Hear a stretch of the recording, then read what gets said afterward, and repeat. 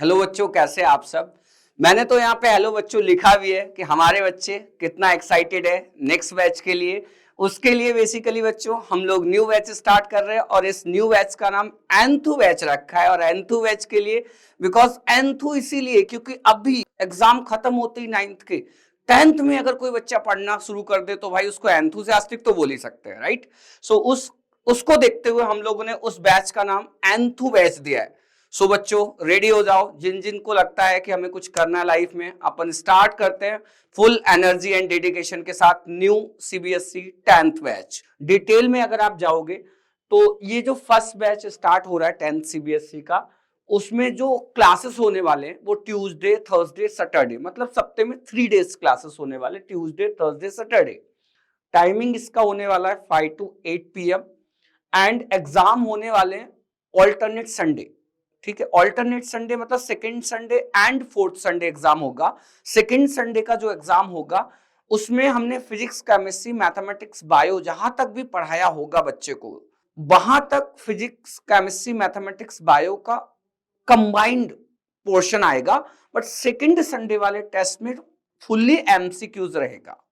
ठीक है, जो फोर्थ संडे होगा उसमें एमसीक्यूज प्लस सब्जेक्टिव होगा टिल जहां तक हमने सिखाया होगा। ठीक है, तो ये एग्जाम का हो गया और ये मैंने टाइमिंग ये डेज हो गए। स्टार्ट होने वाला है बेसिकली फ्रॉम 6 फरवरी। हम लोग क्या क्या करते हैं, हम लोग बेसिकली बाकी लोगों से, बाकी इंस्टीट्यूशन से कैसे डिफरेंट है, हम लोग क्या फोकस करते हैं आपके बच्चे पे।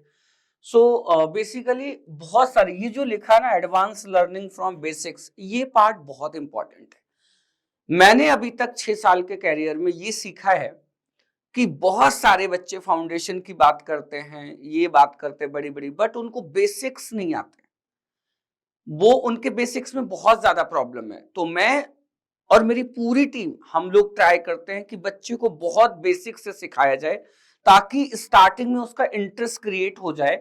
जब उसका इंटरेस्ट क्रिएट हो जाता है देन अगर हम उसको एडवांस चीजें सिखाते हैं, डिफिकल्ट चीजें सिखाते हैं, देन वो बहुत आसानी से कर पाता है और उसमें इंटरेस्ट भी दिखाता है खुद भी।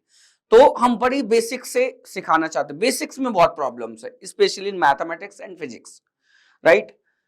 इसके बाद हम उन्हीं चैप्टर्स को क्या करते हैं, उन पे और अच्छा कमांड लाने के लिए हम लोग क्या करते हैं, डीपीपी देते हैं, daily practice paper. Daily practice paper से क्या होता है बेसिकली कि बच्चा अगर उसको बेसिक से सिखा दिया गया तो बच्चा उसको प्रैक्टिस कर करके थोड़ा सा और उसमें इंटरेस्ट ला पाता है और उसके बेसिक्स और भी अच्छे हो जाते हैं, राइट। सो प्रैक्टिस पेपर बहुत नेसेसरी है। इसके बाद हम जो पढ़ाते हैं it is NCERT plus. NCERT plus का क्या मतलब है, हम एग्जैक्टली एनसीईआरटी फॉलो नहीं करते हैं, हम एनसीईआरटी प्लस सिलेबस पढ़ाते हैं। उसका मतलब है कि अगर मैं मैथमेटिक्स का एग्जांपल लूं तो पहले हम एनसीईआरटी पढ़ाएंगे, फिर हम आरडी शर्मा पढ़ाएंगे। इसका मतलब है एनसीईआरटी प्लस एनसीईआरटी से ज्यादा चीजें पढ़ाएंगे ताकि आपका करस्पॉन्डिंग जो एग्जाम्स हैं आईएमओ एंड एनटीएससी, उसमें मैथमेटिक्स का पोर्शन आप कवर कर सकते हो। अगर मैं साइंस में आपको बताऊं कि भाई एनसीईआरटी प्लस क्या होता है, तो एनसीईआरटी प्लस अगर आपको देखना है तो आप एमटीजी फाउंडेशन करके बुक आती है, आप वो देखिए, हम वो वही बुक फॉलो करेंगे। और उसमें क्या रहेगा कि उसमें एनसीईआरटी प्लस कॉम्पिटिटिव एग्जाम्स के क्वेश्चंस रहते हैं, उसका भी लेवल रहता है, एक लेवल ऊपर रहती है वो book.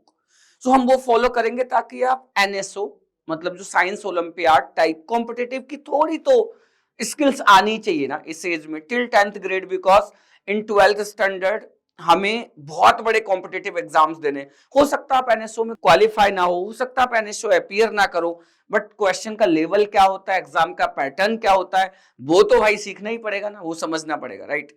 So next is highly experience teachers. आप सब जानते हैं कि हम लोग कब से पढ़ा रहे हैं और कितना डिटेल में पढ़ा रहे हैं, कितनी चीजें कर रहे हैं। So we all are very experienced teachers. And second is highly qualified. Yes, all the faculties belongs from IITs and NITs where we don't have any single faculties like from BSc, B.Ed, this kind of, right? So अब इससे क्या होता है, कोई बोले sir ये highly qualified IIT NIT से तो क्या फर्क पड़ता है, फर्क तो पड़ता है भाई, बहुत फर्क पड़ता है। कैसे, अगर हम कोई चीज सिखाते हैं ना तो हम उसका बहुत टेक्निकल एंगल ढूंढते हैं कि बच्चे को, और टेक्निकल एंगल से फायदा क्या होता है कि भाई वो बच्चा जो है ना वो उस चीज को जल्दी कनेक्ट कर पाता है और ऐसा कनेक्ट करता है कि वो लाइफ में कभी नहीं भूलता। ये टेक्निकल एंगल का फायदा है। और ये टेक्निकलिटी आती कहां से? ये आती है हमारी एजुकेशन से। मींस टीचर का बेसिक बैकग्राउंड क्या है। तो बहुत जरूरी है कि teachers they belongs to technical field if they are teaching science and mathematics, right. Now the dedicated teachers, ये तो बहुत अच्छी लाइन है। इस लाइन को मैं 100 बार बोल सकता हूं। इवन आप अगर हमारे हमारे यहाँ पे आपके बच्चे पढ़े हैं तो आप बोल सकते हो कि हमारे टीचर्स, हमारी टीम और मैं खुद भी, हम पूरे दिन बच्चों को पकड़ पकड़ के डाउट्स लेते हैं। भाई पढ़ो, भाई पढ़ो, भाई पढ़ो। ये जो डेडिकेशन देखने को मिलेगा ये सिर्फ पर्ल एजुकेशन में मिलने वाला, इसके अलावा कहीं भी नहीं मिलता। इसके बाद है 1-to-1। अगर मान लो किसी का कुछ रह जाता है, बैकलॉग रह जाता है, या किसी को किसी चैप्टर में डिफिकल्टी आती है, हर चैप्टर आसान है, हर चैप्टर सेम नहीं होता। कुछ चैप्टर्स ऐसे होते हैं जहां पे एक बार हम पढ़ा भी दे तो भी बच्चे को लगता नहीं, मेरा कॉन्फिडेंस लेवल नहीं बना अभी तक, तो हम उस बच्चे को बुलाते हैं। कैसे बुलाते हैं? हम एग्जाम लेते हैं, उसमें हमें समझ आ जाता है कि इन बच्चों का ना साइड से ये वाला पोर्शन नहीं अभी तक बना है, तो उन बच्चों को एक्स्ट्रा बुला के 1-to-1 उस चैप्टर पे काम किया जाता है, राइट। क्लास स्ट्रेंथ काफी मिनिमम है, मतलब इट इज 20-30 स्ट्रेंथ रहती है, सच दैट हम लास्ट बेंच वाले बच्चे पे भी काम कर पाए। मेरा ड्रीम है कि वो हर एवरेज और बिलो एवरेज बच्चा जिसको लग रहा है मैं खत्म हो चुका हूं, मैं कुछ नहीं कर सकता लाइफ में, और मेरे को लगता है टीचर एक ऐसी होप होता है कि हम उसे बता सकते हैं बेटा लास्ट में तू कुछ भी कर सकता है, हम इतना तो कॉन्फिडेंस उसमें ला ही सकते हैं। सो वो कॉन्फिडेंस लाने के लिए हमें बच्चे पे पर्सनल अटेंशन रखना पड़ेगा। पर्सनल अटेंशन के लिए क्लास में स्ट्रेंथ बहुत लिमिटेड करनी पड़ेगी, इसीलिए हमने क्लास स्ट्रेंथ बहुत लिमिटेड की है, राइट। इसके बाद अगर मैं जाऊं, मैंने जैसा अभी स्टार्टिंग में बताया था एक पॉइंट की बेसिक्स बहुत खराब है बच्चों के। अब पेरेंट्स बोलते हैं, सर पेरेंट्स भी इवन जानते हैं बट बच्चे नहीं मानते, बच्चे बोलते नहीं मेरे बेसिक्स सही है। तो पेरेंट्स की डिमांड पे हम लोगों ने 2 इयर्स से ये मई के फर्स्ट वीक में और सेकेंड वीक में हम ये एक प्रोग्राम करते हैं, and this is called mathematics workshop. इसमें क्या होता है, क्या करते हैं भाई, मैथमेटिक्स वर्कशॉप होती क्या है? तो मैथमेटिक्स वर्कशॉप में हम ये कुछ कंटेंट इस टाइप का, इसका ब्रीफ डिस्क्रिप्शन दिया हुआ है। टेबल्स जो बच्चों को नहीं आते, अगर आप जाओ, मैक्सिमम बच्चे को 12 अप टू 13 तक की टेबल आती है। उसकी वजह से कैलकुलेशन लैक होता है, कैलकुलेशन लैक होने की वजह से कॉन्फिडेंस लैक होता है, कॉन्फिडेंस लैक होने की वजह से इंटरेस्ट लैक होता है। तो ये वाला जो पार्ट है, स्क्वायर्स नहीं, स्क्वायर रूट पता नहीं, एलसीएम नहीं पता, अगर क्लास में बच्चा आंसर नहीं कर पाता है because of these things, these are very basics, but इनकी वजह से इंटरेस्ट दिन पे दिन डाउन होता चला जाता है और बच्चा अपने आप को बोल देता है मेरे से नहीं होने वाला है। तो ये वाला जो बेसिक पार्ट है, हम लोग इस पे एक mathematics workshop, me and Manoj sir, we are going to conduct first week of May और second week of May, but this is 100% sure कि हम ये लेने वाले हैं और इसका आपको इम्पैक्ट बहुत देखने को मिलेगा पूरे होल लाइफ, जो इंटरेस्ट और जो कॉन्फिडेंस आएगा। तो ये बहुत नेसेसरी वर्कशॉप है। इसके बाद जो सिलेबस कंप्लीशन है इस बैच का, वो 30 अक्टूबर तक हो जाना चाहिए टेंटिवली, और उससे पहले भी हो सकता है, 2-4-5 दिन का गैप होगा और उसके आगे भी हो सकता है।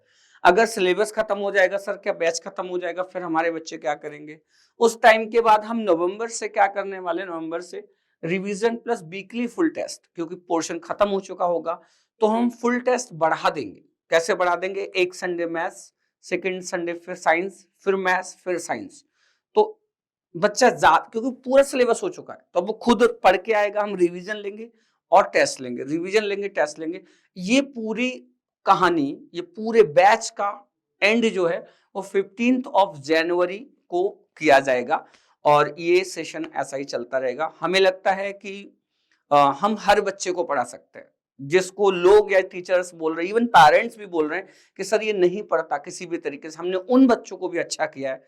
और अब टर्न है आपका और आपके फ्रेंड्स का, जो ऐसा लगता है उन्हें कि हम नहीं अच्छा कर सकते।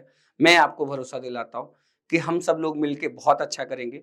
So thank you. अगर आपको लगता है कि हम जो मैंने चीजें बताई हैं हम इस फॉर्मेट पे काम करते हैं, तो हमारे बच्चों और पेरेंट्स से एक रिक्वेस्ट है, हम नया बैच स्टार्ट करने जा रहे हैं, हमने कहीं होर्डिंग नहीं लगाया, हमने कहीं किसी पब्लिसिटी नहीं की, आप सब हमारे लिए बहुत करते हैं कि आपका जो ट्रस्ट है और आप जो ट्रस्ट शेयर करते हैं लोगों में, अपने फ्रेंड्स में, कलीग्स में, हमारे लिए पर्ल एजुकेशन के लिए, हम चाहते हैं वो ट्रस्ट आप फिर से बताएं। जय हिंद, जय भारत।